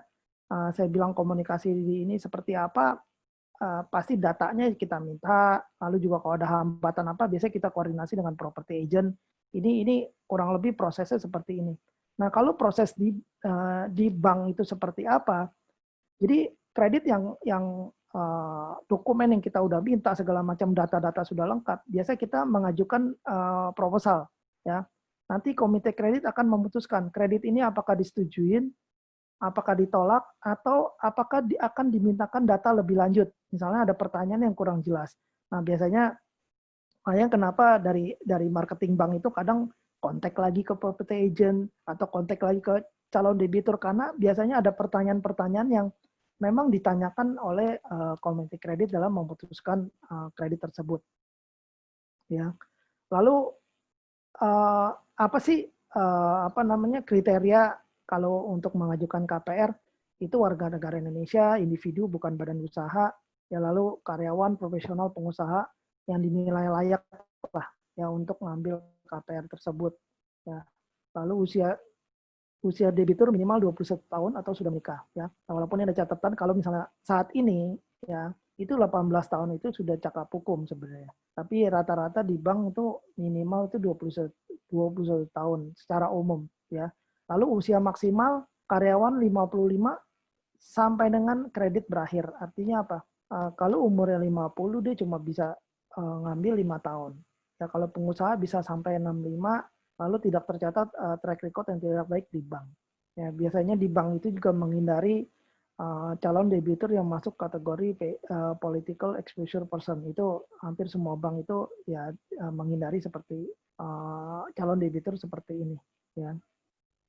Lalu untuk profesi debitur itu karyawan, pengusaha, profesional. Ya itu biasanya rata-rata bank yang ambil profesi seperti itu. Ini adalah persyaratan ya. Persyaratan yang biasanya bank minta. Ya kurang lebih seperti ini. Kalau karyawan seperti apa, pengusaha seperti apa, lalu profesional itu seperti apa, itu yang biasa diminta oleh bank. Lalu kalau dari sisi poin income status, saya ambil dari karyawan. Ya kalau karyawan gaji tercermin di rekening, ya itu transfer. Ya. Kadang ada pertanyaan, Pak, ini ada calon debitur saya gajinya cash. Ya hampir sekarang itu jarang orang yang gajinya cash. Mungkin ada, ya tapi udah jarang sekali orang yang mau kredit itu gajinya cash. Itu pasti beberapa bank juga udah nggak mau karena udah hampir nggak ada orang yang gajinya cash. Ya. Jadi kembali lagi gaji tercermin di rekening terus transfer. Statusnya karyawan tetap, bukan kontrak atau masa percobaan. Ya walaupun misalnya ada satu orang ya dianggap memang pro hire pindah ke bank pindah ke satu perusahaan tapi masih masa percobaan ya. Walaupun itu bukan fresh graduate, itu tetap kita tidak bisa karena dia masih dalam masa percobaan. Ya kita statusnya harus karyawan tetap. Minimal kerja itu 2 tahun ya. Itu bisa di perusahaan sebelumnya. Ya jadi nggak harus saya baru masuk 1 tahun di sini. Tapi karena dia udah karyawan tetap, tapi sebelumnya saya sudah bekerja 5 tahun, itu kita bisa proses. Ya. Lalu skala perusahaannya seperti apa, ya pasti kita lihat reputasi perusahaan itu juga. Bukan berarti, oh Pak ini gajinya tercermin, gajinya besar, pinjamannya nggak terlalu besar, ya dia udah pengalaman, tapi kita lihat juga reputasi perusahaan tempat dia bekerja. Itu seperti apa. Nanti juga biasanya dari bank itu akan melakukan verifikasi ya ke HRD atau ke finance, kita melakukan verifikasi. Kalau pengusaha yang dilihat apa, biasanya rekening itu tercermin omsetnya 70%. Ada juga yang cash basis. Ya, banyak toko-toko yang cash. Itu kita bisa minta dokumen pendukung. Ya, itu bisa dilampirkan dokumen pendukung. Lalu usahanya juga legal ya, maksudnya bukan usaha yang inilah yang nggak legal, kita nggak mau. Lama usaha sama 2 tahun, reputasinya juga bagus, nanti juga kita akan melakukan verifikasi ke supplier dan buyer. Itu dari sisi pengusaha. Ya. Lalu profesional, ya omset atau income tercermin, ya biasanya kita banyak debitur kita itu dokter, segala macam itu kita lihat. Ya, nanti saya saya ceritain mengenai dokter. Lalu surat izin praktek, ya reputasi segala macam itu kita lihat juga. Nah, kita dokter ini kadang kita bisa melihat dari 2 sisi. Satu, dia memang bekerja di rumah sakit. Satu lagi, dia memang praktik di rumah. Itu kita bisa hitung kedua-duanya. Ya, kita bisa hitung kedua-duanya pendapatan dia seperti apa. Kalau ditanya itu masuk ke profesional atau karyawan, itu tergantung dia. Biasanya dokter ini nggak mau repot-repot minta surat keterangan lagi dari tempat rumah sakit dia bekerja, cuman dikasih ini nih, gue ada kontraknya sekian, jasanya kurang lebih sekian, karena kita masukin dia ke profesional. Ya jadi nanti biar kita yang bernegosiasi dengan calon debitur itu ke profesional, dia sebagai dokter praktik di rumah atau dia sebagai karyawan di rumah sakit, itu bisa nanti pada saat kita interview dengan calon debitur. Nah, ini yang berkaitan sama BI checking tadi ya, central bank checking itu seperti apa. Kalau lancar, collect 1 tidak ada tunggakan itu nggak ada isu. Ya, kita bisa langsung proses. Nah, ini kalau collect 2, tadi kan saya bilang telat sehari aja masuk ke kolektibilitas 2. Nanti kita lihat historical pembayaran ya. Historical pembayarannya seperti apa ya. Oh, mungkin pada saat lebaran ya dia jalan-jalan dia lupa bayar kartu kreditnya. Nah, itu kita lihat ya. Telat 2 hari terus dia bayar. Karena ini juga kelihatan ya, orang telat 2 hari, 3 hari itu kelihatan semua. Itu kita lihat lagi historical pembayaran dia seperti apa kita liatin. Tapi kalau misalnya tiap bulan itu telat cuma 1 hari, nah itu gitu, kembali lagi bank itu biasanya juga nggak mau. Karena apa? Kalau lihat dari 5C, karakter orang ini ya kurang bagus. Ya ada duit tapi nggak mau bayar, ya suka lupa atau dia melupakan. Ya. Nah ini yang berikutnya. Berikutnya ada kolek 3, kolek 4, sama kolek 5. Itu biasanya kita udah reject. Ya. Kita nggak mau proses lagi. Biasanya hampir semua bank juga kalau udah seperti ini tidak proses. Gitu loh. Cuman ada beberapa, kembali lagi, biasanya dari property agent, dari kita, itu komunikasi. Oh ini kolek 5-nya karena dulu pernah kolek 5, karena annual fee kartu kredit yang dia tidak pernah pakai. Yang dia tidak pernah apply. Itu biasanya kita telusuri lebih lanjut, ada beberapa persyaratan yang kita minta. Surat keterangan lunas, segala macam, memang benar dia nggak pernah pakai. Dan nilainya itu memang wajar. Ya. Annual fee paling berapa sih? 500, 750.000, segala macam itu wajar. Ya bukan misalnya 10 juta, 15 juta, 20 juta itu udah tidak wajar. Gitu loh. Ya itu poin dari kalau kita melakukan proses kredit. Jadi BI checking itu penting sekali untuk bisa kita proses lebih lanjut. Nah ini kita masuk ke LTV ya. LTV ini sebenarnya LTV ini kita bagi beberapa tipe. Ada rumah tapak, ini maksudnya landed house ya, ada apartemen, rumah landed house, ada juga rumah ruko-rukan. KP1 itu di strip, artinya tidak diatur. Jadi bank bebas mau kasih berapa itu bebas. Ya ini juga dibagi-bagi untuk NPL yang di bawah 5. Ya. Ini kalau rasio LTV agak susah ngeliatnya, kita lihat sebelah kanan aja, bayar DP-nya berapa sih? Kalau dari calon konsumen saya nih, kalau mau KPR bayar DP-nya berapa sih? Nah ini aturan dari Bank Indonesia ya. Ini aturan Bank Indonesia. Rata-rata bank itu mengikuti aturan dari Bank Indonesia, kecuali yang KP1 itu biasanya DP-nya itu 10%. Ini kalau kondisi NPL dari bank tersebut itu di atas 5%. Ini biasanya lebih besar. Ya, DP yang dibayar itu lebih besar. KP1 udah langsung diatur sama dia kalau di atas 70. KP2-nya DP-nya langsung 25%. Kalau dia KP3-nya 35%. KP3 ini jadi gini, orang itu sudah memiliki KPR di semua bank. Misalnya saya udah ada KPR di semua bank, nah itu hitungannya seperti itu. KPR 1, KPR 2, KPR 3, nanti saya sekarang kalau mau KPR lagi itu udah masuk ke KPR berapa sih? Nah itu yang menentukan pembayaran DP dari calon konsumen Bapak sama Ibu. Nah ini ketentuan tambahan LTV. Kalau ini mah lebih ke arah aturan ya. KPR takeover seperti apa.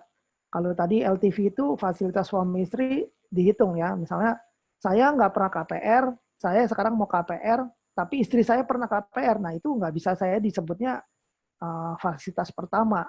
Itu udah pasti fasilitas berapa banyak dari istri saya. Misalnya istri saya udah 2, terus saya mau ambil KPR lagi, berarti saya udah ketiga gitu loh. Ya ini inden juga diatur, tapi inden juga udah nggak terlalu masalah karena bisa 5 fasilitas. Nah sekarang lebih kondisi new normal itu sebenarnya seperti apa sih proses kreditnya? Ini sekilas saya kasih sektor ekonomi yang terdampak pandemi COVID-19 ya. Pasti pariwisata udah pasti ya. Perhotelan, transportasi itu airline segala macam. Kalau misalnya banyak kayak misalnya penerbangan itu calon debitur pilot segala macam itu pasti udah kena impact lah. Dan kami pasti turun. Lalu dari sisi perdagangan memang tidak semua perdagangan kena, tapi hampir rata-rata perdagangan ya dengan adanya PSBB ini semua tidak boleh buka segala macam itu pasti kena impact-nya pada saat pengajuan kredit. Nah, dari sisi bank saat ini di kondisi new normal itu biasanya aplikasi itu sumbernya dari mana itu kita lihat lagi. Apakah itu dari developer langsung ataukah dari property agent? Itu kita lihat ya. Kalau kondisi saat ini namanya ya tahun sebelum COVID pun namanya walk-in customer itu hampir jarang. Orang mau beli rumah itu biasanya pasti lewat agent atau kalau rumah second atau rumah baru. Tapi kalau rumah baru pasti lewat developer. Jarang orang datang tiba-tiba langsung ke bank. Kecuali dia memang nasabah bank tersebut ya. Tapi kalau saya nggak punya bank, tiba-tiba saya datang itu hampir jarang lagi. Dan itu kita lihat juga kondisi new normal ini sumber aplikasinya dari mana. Ya makanya kenapa kita tetap dengan agent segala macam itu tetap komunikasi terus karena kita memang sumber aplikasinya itu mau dari developer dan agent. Lalu produknya, produk itu sebenarnya primary atau secondary sih ya. Rata-rata memang prefer itu primary ya, primary dengan developer tertentu yang memang capable lah.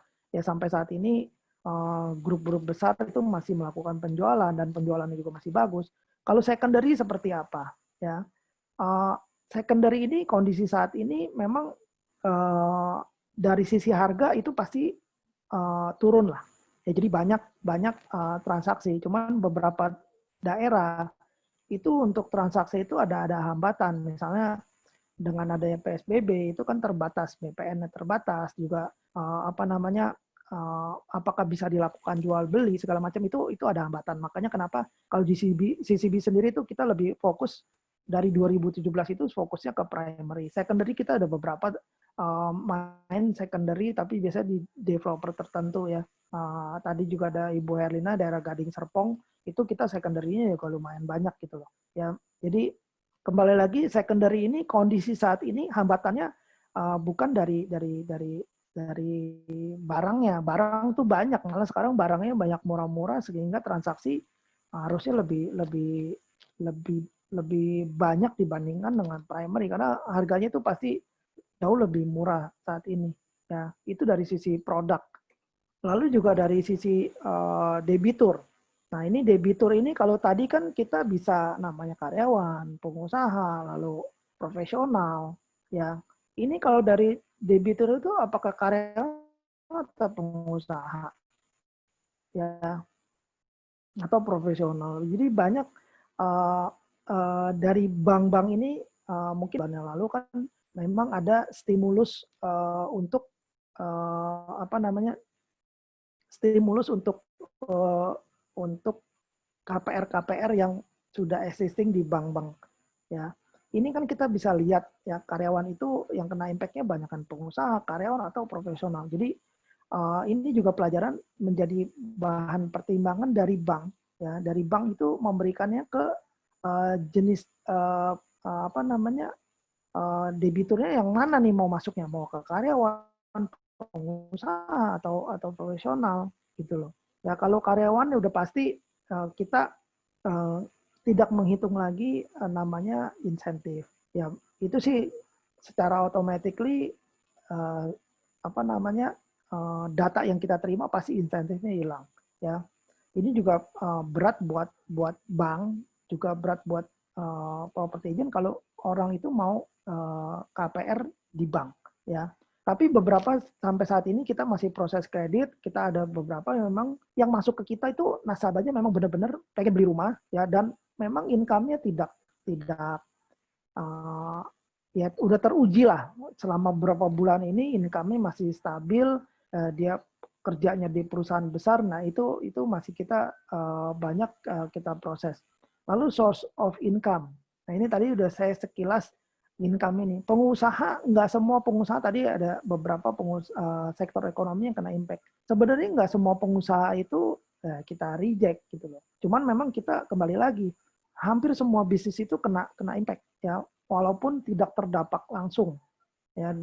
Ya itu pasti udah kena. Kayak contohnya saya ambil contoh PSBB ya. Dengan ada PSBB sebenarnya kayak toko bangunan sebenarnya kan nggak terimpact langsung dengan adanya COVID-19 ini. Tapi dengan adanya PSBB itu kan ditutup ya. Lalu orang di perumahan-perumahan biasanya developer kemarin sempat tidak boleh bekerja. Artinya apa?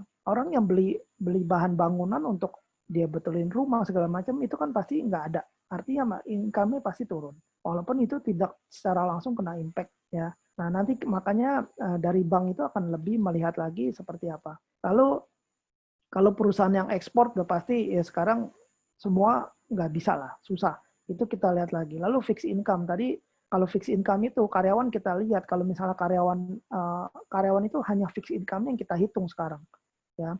Karena namanya lembur, namanya dulu kita pernah hitung lembur, kita tarik beberapa bulan kita masukin ya. Lalu juga insentif kita dulu kita hitung. Kalau sekarang udah pasti mereka nggak dapat. Ya itu dari source of income-nya. Lalu dari assessment credit. Assessment credit ini kembali lagi uang muka itu juga semakin bayar DP-nya bayarnya besar ya, itu bank akan lebih mudah menyetujuinya ya. Kenapa?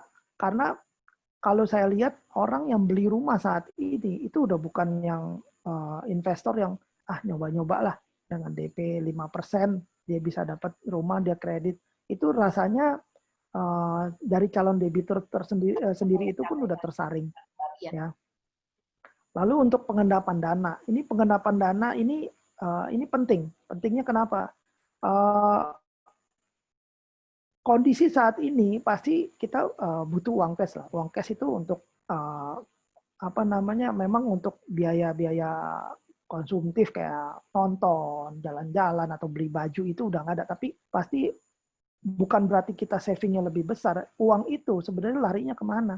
Uang itu tuh larinya tuh biasanya beli vitamin, beli obat atau beli macam-macam yang akan dibutuhkan sewaktu-waktu. Makanya pengenapan dana itu harus lumayan besar dibandingkan sebelum COVID.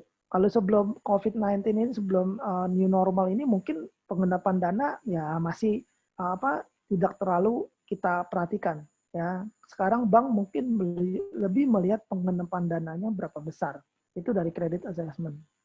Kalau dari proses sendiri ya, ini apakah interviewnya kan sekarang dengan ada PSBB, karena kita kredit kan tidak stop dari awal.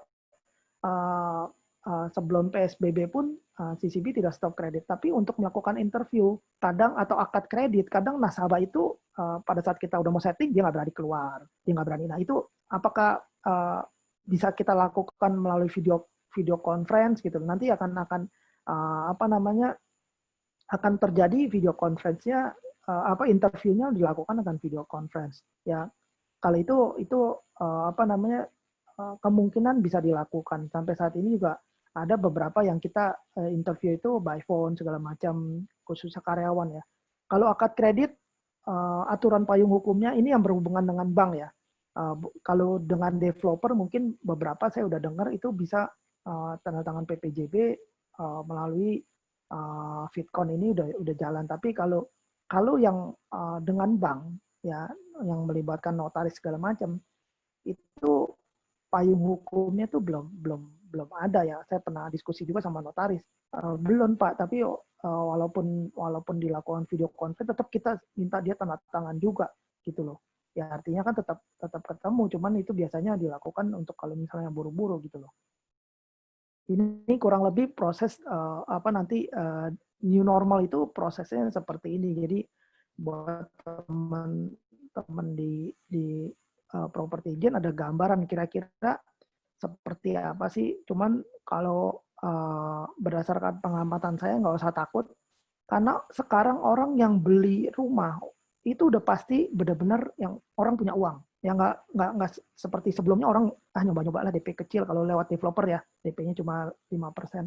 Nah, kalau kondisi saat ini orang yang benar-benar punya uang itu yang beli rumah. Jadi kemungkinan diterimanya di bank pun lebih besar karena kan udah tersaring lagi nih. Kalau dulu kan saringannya masih siapapun bisa beli dan bisa ngajuin kredit di bank gitu loh. Ya. Ini kurang lebih prosesnya nanti seperti apa. Ada mau ditanyakan? Don? Ada Pak, ada pertanyaan dari Bu Herlina Pak, Century 21 Revival nih Pak, yang tadi. Terkait profesi Pak, jadi Bu Herlina menanyakan untuk di CCB sendiri untuk profesi yang dihindari apa Pak? Apakah pengacara, pilot, pramugari, property agent, agen asuransi itu termasuk yang bisa diproses atau tidak Pak? Gini, ada sebagian yang saya mungkin Bu Herlina udah tahu ya beberapa yang memang bank itu tidak bisa proses kredit seperti saya bilang tadi ya, ada beberapa yang dihindari. Itu kondisi pada saat normal lah ya. Sebelum new normal ini memang bank juga nggak mau. Tapi kalau tadi ada pertanyaan, kalau misalnya pilot, pramugari, agent properti, agent asuransi. Nah ini tadi kan kembali lagi saya bilang, sekarang itu bank lebih melihat yang ke fixed income, ya. Kalau pilot sama pramugari itu sebenarnya income-nya itu besar dari berapa banyak dia terbang, ya.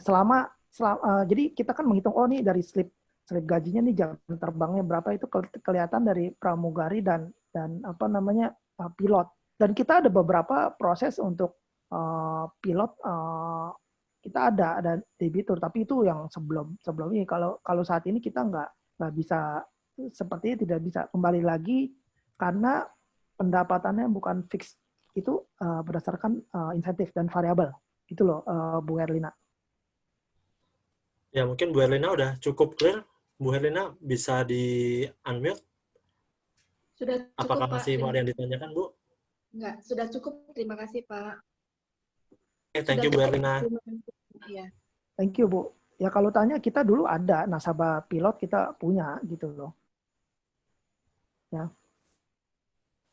Ya, Pak. Lanjut lagi ya. Bisa dilanjut, Pak.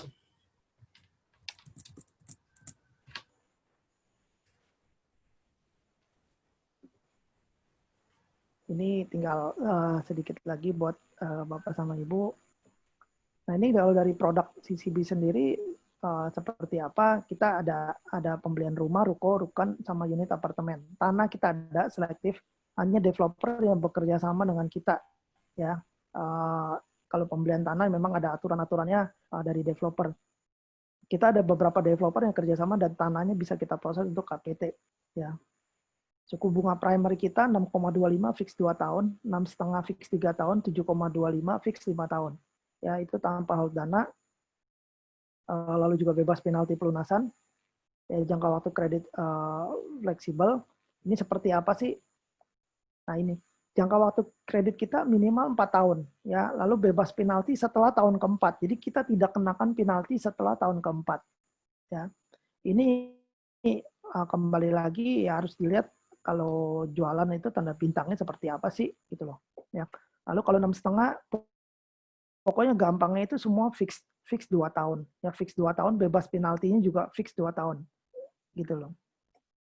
Nah ini kita ada penalti 3% kalau dilunasi selama masa fix plus 2 tahun itu ya. Jadi itu penalti kita ya. Sisanya kalau dia misalnya ambil kreditnya fix 5 tahun, mau ambil jangka waktu kredit 10 tahun, pokoknya setelah tahun ke-7 bebas kapan pun bisa dilunasi untuk ininya.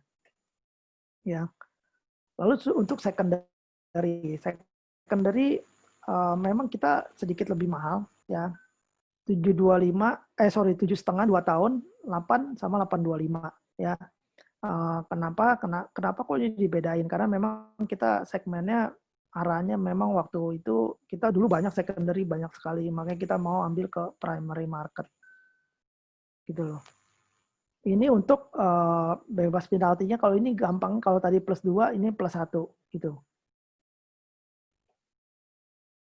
Penaltinya juga +1, 3%. Setelah masa fix plus 1 tahun, itu bebas, mau kapanpun dilunasin, itu tidak ada kena penalti. Ya.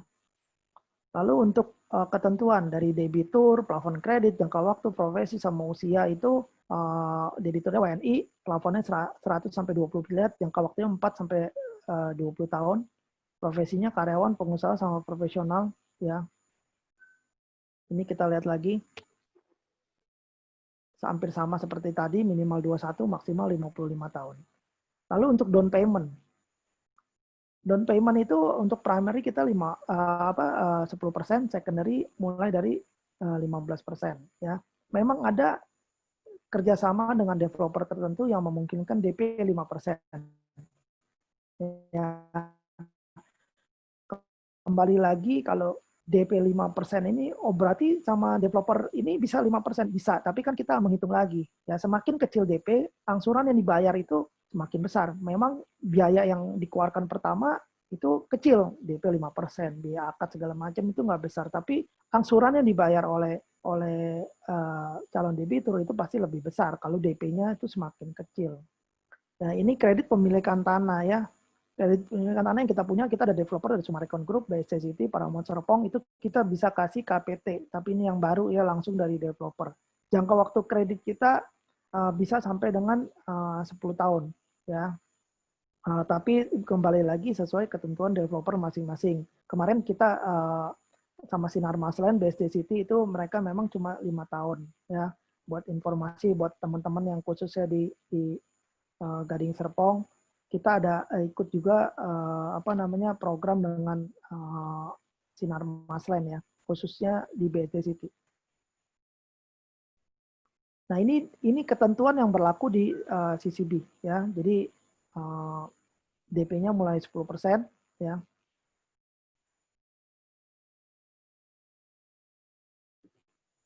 Nah, ini biaya. Biaya seperti penjelasan di awal, hampir sama semua bank, ya, sekitar 4 sampai 5% untuk biaya-biayanya. Nah, ini untuk proses seperti apa, kita cuma minta KTP, NPWP, sama surat permohonan untuk melakukan BI checking. Ini simple, isinya nggak terlalu besar, ya, nggak terlalu banyak yang diisi.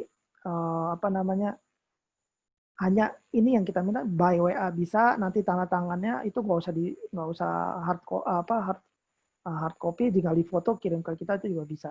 Ya, ini sebenarnya dokumen yang diminta oleh bank seperti ini, cuman nggak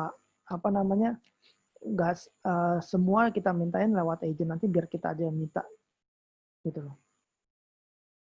Nah, tahap awal seperti apa? Ya, ini biasa kesepakatan antara property agent dengan calon pembeli, lalu juga agent bisa mengajukan ke CCB, kita cuma minta nomor telepon, KTP, NPWP, sama kalau rumah baru itu SPR atau SPU dari developer atau kesepakatan jual beli, ya. Sama dia menandatangani nanti surat permohonan kredit, ya, atau formulir permohonan kreditnya. Bedanya apa? Nanti ada yang simple, ada yang memang harus diisi oleh nasabah, gitu loh. Nanti setelah BI checkingnya oke, baru kita lanjut. Nah, ini surat permohonannya. Jadi ini yang sebelah kiri ini biasanya calon debitur nggak mau ngisi yang sebelah kanan. Sebelah kanan itu kan kalau dia udah oke, proses lebih lanjut itu bisa diisi yang sebelah kanan. Tapi untuk tahap awal biar mempercepat proses, kita minta surat pernyataan aja. Ini gunanya untuk apa? Untuk melakukan BI checking. Ya, jadi kita lakukan BI checking berdasarkan permintaan dari calon debitur. Jadi kita nggak bisa sembarangan melakukan BI checking. Ya. Lalu proses berikutnya biasanya nanti CCB sama calon debitur akan komunikasi. Ya, ini yang penting juga. Kita CCB itu tetap harus berkomunikasi dengan property agent karena biasanya kasih datanya lama, kita mau interview nggak mau. Nah, kita tetap lakukan komunikasi dengan property agent. Nanti kalau sudah disetujuin, kita akan info. Ini ditolak, harus nambah DP, harus apa, kita nanti akan info ke property agent. Ya. Calon debitur pun kita kasih tahu juga, Bapak harus nambah DP, Bapak kita tolak atau kita setuju. Ini kurang lebih prosesnya seperti ini. Nah, buat teman-teman kalau tadi menghitung angsurannya seperti apa, tadi kan juga ada contoh 5 tahun, 10 tahun, 15 tahun, itu kita kasih simulasi. Simulasi ini di KPR CCB tinggal di ketik aja kprccb.id, itu pilih mortgage calculator. Nah, itu ada simulasi KPR. Tadi kan bunga kita banyak tuh, ada primary seperti apa, fix 2 tahun, fix 3 tahun, fix 5 tahun. Bapak sama Ibu nggak usah bingung.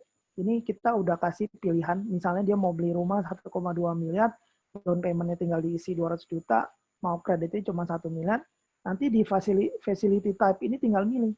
Mau KPR primary, secondary, atau segala macam itu tinggal dipilih. Bunganya pun bisa milih, mau yang fix 2 tahun, fix 3 tahun, atau fix 5 tahun. Nanti tenornya tinggal dipilih, oke, saya mau 15 tahun. Ya, saya mau misalnya 20 tahun, mau 10 tahun, itu tinggal pilih aja. Ya, tapi kalau fix 2 tahun milihnya, kalau primary milih 3 tahun, udah pasti nggak bisa, nanti kita lock. Jadi nggak mungkin salah pada saat menginformasikan ke calon buyer. Ini angsurannya seperti ini. Ya. Ini di mortgage produk CCB. Ada yang mau ditanyakan di produk CCB? Kalau nggak ada, saya lanjutin terus. Don? Sementara di chat box belum ada, Pak.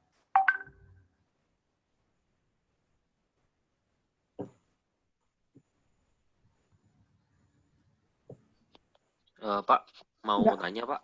Boleh. Oh, ada yang bertanya. Silakan, Pak. Iya, Pak, itu tadi saya lihat yang di CCB yang kalkulator mortgage-nya itu kan totalnya 8 juta fix 2 tahun, Pak. Ya, Itu ya. kan pasti ada masa floating-nya, itu yang 8 jutanya itu kan cicilan masa fix-nya. Kita bisa tahu floating-nya berapa, ntar naiknya berapa, itu kan jadi pertanyaan. Nanti soalnya buyer pasti nanya, kalau floating-nya nanti berapa ya? Itu gimana ya, Pak ya? Untuk jelasinnya ya, Pak ya. Oh, Kalau untuk fix-nya kan 8 juta segitu. iya. 2 tahun. Ini Misalkan ambilnya 6 tahun gitu, Pak. Iya, setelah tahun kedua itu berapa ya? 2. Iya.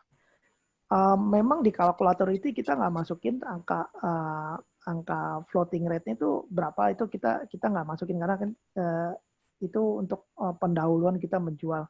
Sebenarnya setiap bank itu angka floating rate itu beda-beda, Pak. Ya, tapi nggak apa-apa masukannya, saya coba nanti koordinasi lagi apakah kita bisa masukin angka floating rate-nya situ, nanti Bapak diisi floating rate-nya berapa, itu coba saya nanti koordinasi. Tapi kalau misalnya memang dibutuhkan, Pak, Bapak bisa langsung kontak ke RM kita, Pak. Karena angka floating rate itu beda-beda. Gini, sekarang floating rate kita sekian, nanti 2 tahun lagi sekian, atau 5 tahun lagi sekian, kita nggak tahu berapa itu jadi angka berapa. Tapi boleh kalau misalnya Bapak butuh, Bapak bisa kontak ke marketing kita, Pak. Kita bisa hitungkan. Siap, Pak Chandra. Thank you, Pak. Ya. Satu lagi, Pak, pertanyaan dari Ibu Yuliana Tan dari Century 21 Prioritas. Untuk primary, Pak, CCB kerjasama developer dengan mana saja, Pak? Mungkin boleh dijawab, Pak. Iya. Bu Yuliana, apa kabar, Bu? Nih, suka WA saya nih. Fasantanya masih proses, Bu. Ya, kalau untuk kerjasama kita udah hampir, saya sebutin grup yang besar dulu ya. Ciputra Group kita udah hampir semuanya lah. Sampai kita yang Citra Landmark yang mau yang kemarin mau baru pre-launching aja, kita juga udah ada kerjasama yang Citra Landmark. Lalu Citra Garden Puri kita juga udah ada, hampir semua Ciputra itu kita udah ada ya. Biasanya yang belum itu biasa ongoing proses gitu loh. Lalu juga di luar Ciputra, misalnya Sumarekon Group.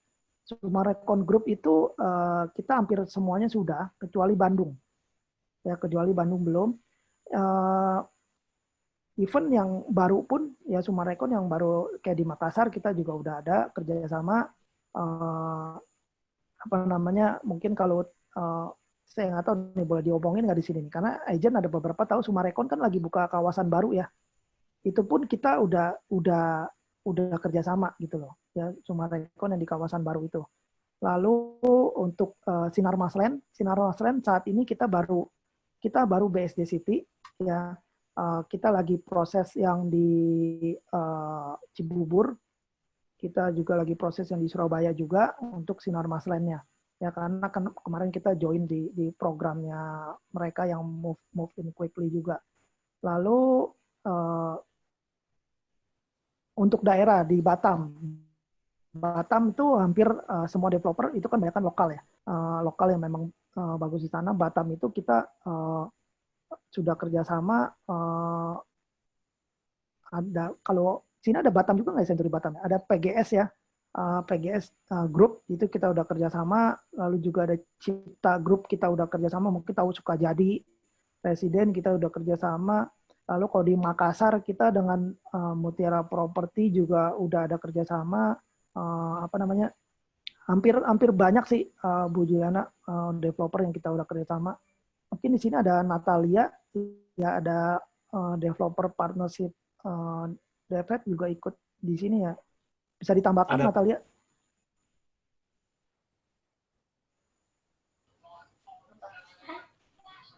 Ya Pak.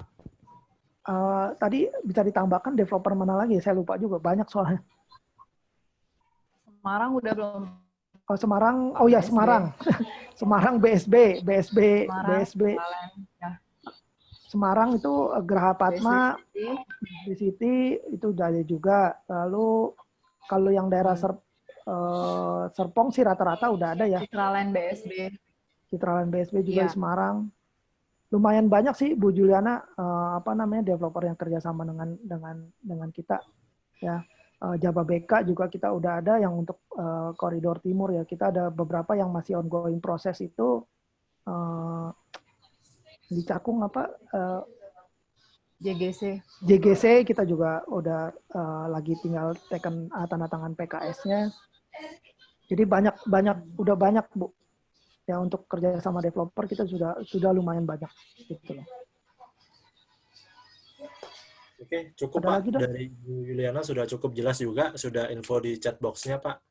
Mungkin bisa dilanjut. Ya nanti kalau itu bisa langsung WA ke tim kita atau WA ke saya juga nggak masalah. Ini udah kerja sama atau belum gitu loh ya. Terus terang untuk kerjasama ini kita agak terhambat sedikit karena ya kembali lagi komunikasinya nih agak susah nih dengan developer karena mereka juga kan kebanyakan work from home segala macam gitu loh ya. Saya lanjutin lagi udah di penutup, ini udah hampir jam 12 ya. Nah ini ada quote dari kita yang ini memang dunia ini berubah sangat cepat ya, makanya nanti bukan yang besar yang akan mengalahkan yang kecil, tapi yang cepat itu akan mengalahkan yang lambat ya. Di CCB walaupun kita work from home, kita juga tetap melakukan routine meeting segala macam, kita respon ke teman-teman agent kalau misalnya ada pertanyaan, kita selalu respon cepat gitu loh, biar nggak menunggu, karena juga kan kondisi saat ini kecepatan yang dibutuhkan dari semua orang gitu loh. Ya. Nah, ada 3 faktor yang kita selalu pegang untuk tetap dapat merubah kita ya. Satu dari konsisten ya. Konsisten itu kita harus konsisten dalam melakukan apapun setiap hari ya, pasti itu akan berhasil lah. Lalu komitmen kita ya, kita harus komitmen juga ya, nanti di belakang, dan kita harus disiplin dalam arti kita juga dengan adanya PSBB, work from home, kita ya udahlah santai aja di rumah lah. Ya, kita tetap melakukan aktivitas seperti biasa, cuman tempatnya aja ya itu ya di rumah bukan di kantor. Kalau saya sih sudah terbiasa karena saya jarang ada di kantor dari dulu. Saya sering ke cabang, sering ke daerah-daerah, sering keliling lah. Jadi kalau bagi saya dengan adanya work from home itu sama aja gitu loh. Bukan berarti kita di CCB itu memang ada beberapa orang yang kita harus merubah di kondisi ini normal. Tapi kalau kita konsisten, komitmen sama disiplin, pasti dalam kondisi normal atau new normal itu sama aja ya. Ini beberapa yang kita lakukan ya di kondisi ini normal, kita tetap konsisten jualan, ya kita tetap memberikan komitmen kalau kita tidak stop kredit, ya kita juga disiplin, rutin meeting segala macam itu kita tetap ya business as usual. Jadi nggak ada dengan adanya work from home, terus juga kita diem di rumah, kita nggak ngapa-ngapain. Kita tetap melakukan program dengan developer ya.